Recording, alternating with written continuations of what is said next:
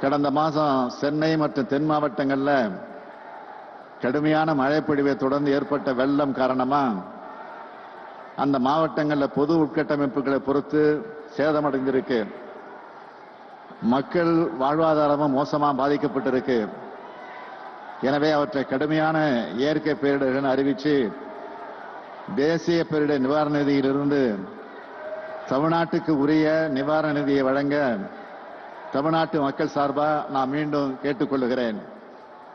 தொடர்ந்து கோரிக்கையாக வைக்கிறோமே என்று எண்ண வேண்டாம். பறந்து விரிந்த இந்திய பெருநாட்டில் கோடிக்கணக்கான மக்களுக்கு நெருக்கமாக இருந்து கல்வி, மருத்துவம், அவசிய தேவைகள், உதவிகள் ஆகியவற்றை செஞ்சு தர வேண்டிய முக்கிய கடமை மாநில அரசுகளுக்குத்தான் இருக்கு.